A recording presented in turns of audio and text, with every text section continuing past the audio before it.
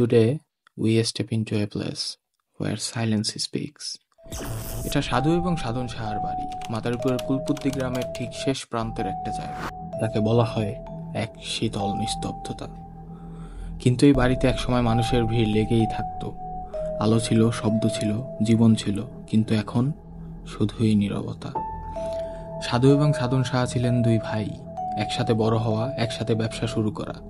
তাদের বাবা ছিলেন কলকাতা থেকে আসা এক ব্যবসায়ী, যিনি এই কুলপত্তি গ্রামে এসে তুলে গিয়েছিলেন এক টুকরো রাজপ্রাসাদ।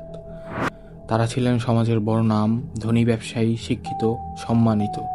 আর এই বাড়ি ছিল তাদের প্রতাপ, ঐতিহ্য আর সংস্কৃতির প্রতীক। 25শে ডিসেম্বর 1992, এক অন্ধকার বর্ষার রাত।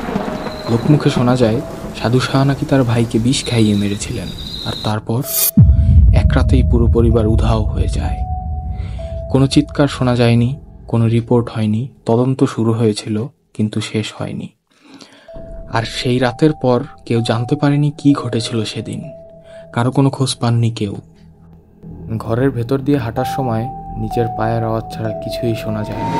তবুও মনে হয় কেউ যেন পেছন থেকে তাকিয়ে আছে।